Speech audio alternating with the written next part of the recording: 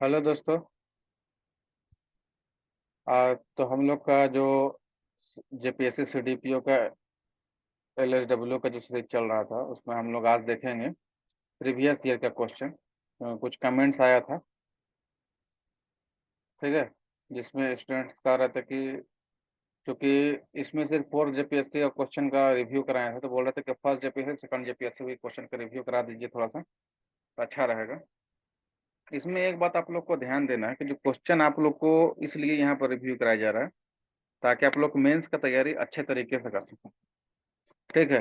अगर इन क्वेश्चन का लिखने का प्रैक्टिस हम अच्छे से कर लेंगे तो उम्मीद है कि एग्जाम में लिखने के लायक बन जाएंगे, ठीक है। तो ज़्यादा कोशिश करना है कि हम लोग जो क्वेश्चन दिया जा रहा है उसको लिखने की कोशिश कीजिए, क्योंकि जेपीएससी में क्वेश्चन को रिपीट करने का बहुत ज़्यादा जो है रहता है, इसका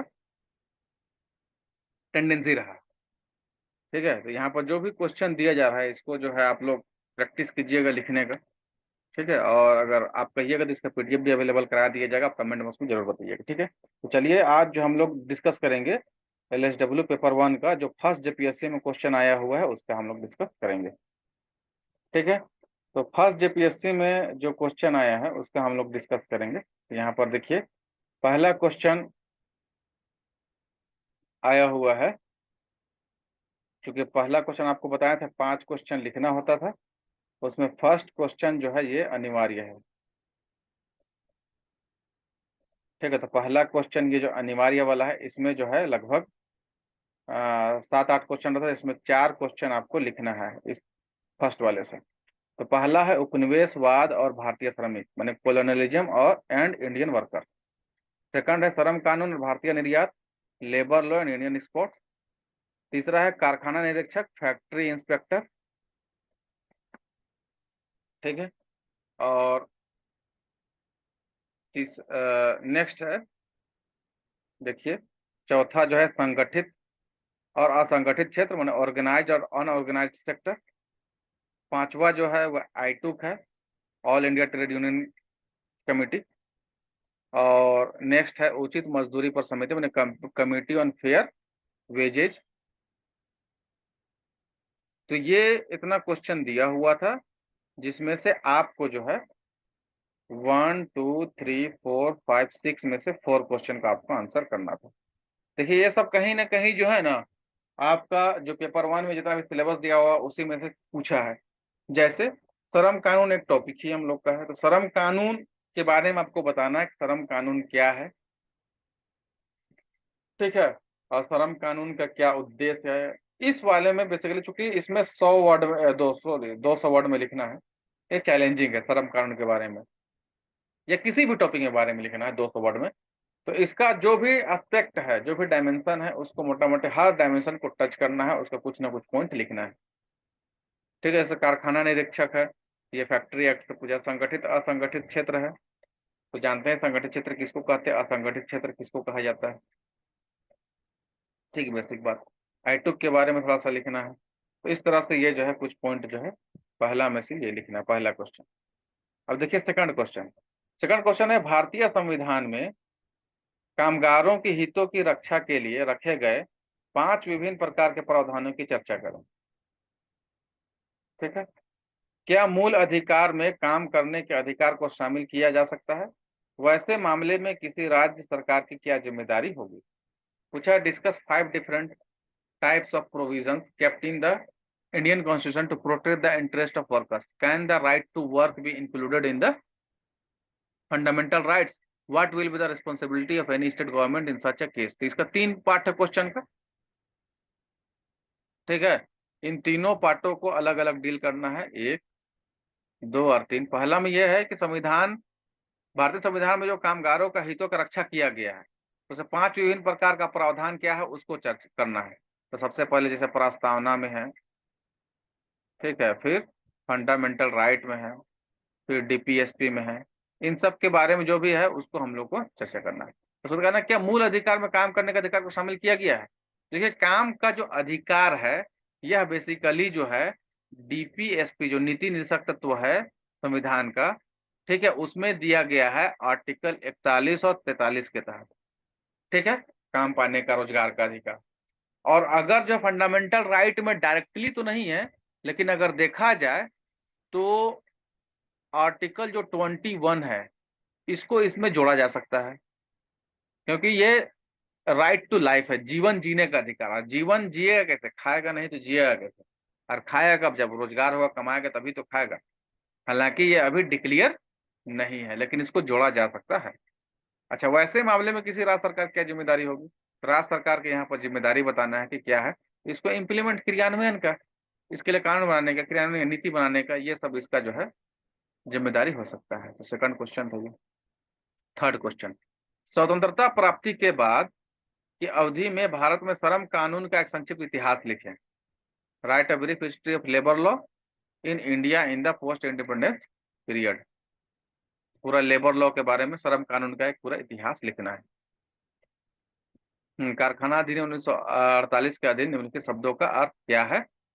तो सबसे पहला है किशोर, फिर कैलेंडर वर्ष, फिर बच्चा, सक्षम व्यक्ति, खतरनाक प्रक्रिया, दिन, सप्ताह, शक्ति, विनिर्माण प्रक्रिया। इन सबको जो है डिफाइन करना है। ठीक है, नेक्स्ट है न्यूनतम मजदूरी अधिनियम 1948 के अधीन न्यूनतम मजदूरी नियमित फिक्स करने और उसके परिशोधन, रिवाइज करने का प्रावधान क्या है? मजदूरी जो है यहाँ पर एक छूट गया है।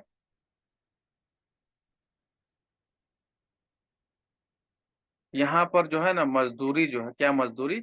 वस्तु रूप में, वस्तु के रूप में दी जा सकती है, ये होना चाहिए। ठीक है, वस्तु के रूप में। ये क्वेश्चन थोड़ा सा यहाँ पर देख लीजिएगा। ठीक है, तो वस्तु के रूप में दी जाती है, जो भी प्रचलित मुद्रा है उसमें दिया जाता है, इस पर चर्चा करना है। तो नियमबद्ध फिक्स कैसे होता है, नियमबद्ध कैसे तय किया जाता है, ये बताना है। और उसको रिवाइज करने का क्या तरीका है, कितना साल में रिवाइज होता है, ये भी आपको बताना है। चलिए, what are the provision for fixing and revising minimum wages under the minimum wage act 1948? Can wages be given in kind? Kind मतलब वस्तु। डिस्कस। फिजिक्स में देखिए, ये जो है 5-6 क्वेश्चन दिया है, इसको लिखना था। ठीक है, देखिए 6 में, एक तो व्यवसायिक सुरक्षा और स्वास्थ्य, ऑक्यूपेशनल सेफ्टी एंड हेल्थ। दूसरा, कार्यस्थल पर पेयजल और स्वच्छता, drinking water and sanitation at work place. आदिवासी अधिकार संबंधित चुनौतियां, challenges related to tribal rights. सशक्तिकरण और panchayati raj, empowerment and panchayati raj. Next है लोकायुक्त के बारे में। ठीक है, सब पॉलिटी में पढ़ते हैं। लोक सेवा आयोग भी दिया, पब्लिक सर्विस कमीशन, कुछ पॉलिटी वाला पार्ट भी दे दिया है, तो आसान है, अच्छा है। पर जैसे पंचायती राज भी, ये भी पॉलिटी वाला पार्ट से जोड़ के दे दिया है आपको। फिर ट्राइबल राइट्स के बारे में दिया है, जनजातीय अधिकार है ना, आदिवासियों का अधिकार। तो एक तो अधिकार पहले जानना है, तब तो उसको चुनौती बता पाते हो। शॉर्ट में इसका जो है ना, यहाँ पर इसे इसका अधिकार बता दिए, क्या क्या संविधान में इसका अधिकार दिया गया है, और फिर क्या इसका चुनौती है वो भी बता देना है। चलिए नेक्स्ट यहाँ पर देखिए, क्वेश्चन नंबर 7 है ना, कारखाना अधिनियम जो है 1948 के अधीन के अंतर्गत निरीक्षकों से संबंधित प्रावधानों पर चर्चा करें। जब निरीक्षकों द्वारा अतिक्रमणों की अनदेखी, ओवरलुक वायलेशन की जाती है, तो कामगारों और श्रम संघों के पास क्या उपाय रह जाते हैं? Discuss the provision related to inspector under the factory act 1948। What remedies are left to workers and labour union when inspectors overlook violation? यानी कोई भी उल्लंघन होता है, कोई भी जो है ना वहां पर अतिक्रमण या कानून का उल्लंघन होता है, तो उसको अगर अनदेखी कर देता है निरीक्षक, तो यूनियन और श्रमिक के पास, श्रम संघ और श्रमिक के पास क्या जो है उपाय है उसको दूर करने के लिए, ये बताना है। न्यूनतम मजदूरी अधिनियम के अधीन किए गए अपराधों से संबंधित क्या प्रावधान है जब नियोक्ता न्यूनतम मजदूरी का भुगतान नहीं किया जाता है? तो कर्मचारियों और श्रम संघ के पास क्या उपाय है? What are the provision relating to offences under the minimum wage act?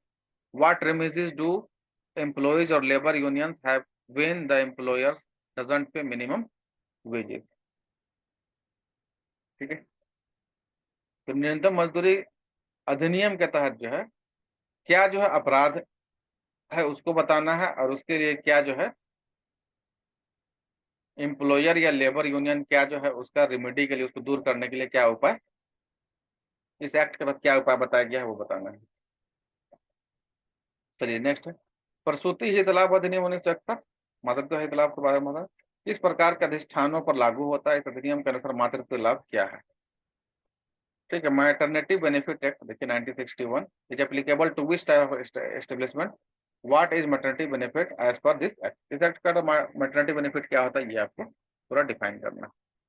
And last question है, कर्मचारी राज्य बीमा अधिनियम 1948 की प्रकृति और कार्य क्षेत्र की चर्चा करें। इस अधिनियम के क्रियान्वयन में ईएसआई कॉर्पोरेशन कैसे सहायता करता है। कर्मचारी बीमा का इसका प्रकृति बताना है कैसा है और कार्य क्षेत्र। ये एक्ट आप लोगों को कराया गया है पिछला वीडियो में, ठीक है। इसका वीडियो का लिंक में, इसमें दो एक्ट का क्लास कराया गया है।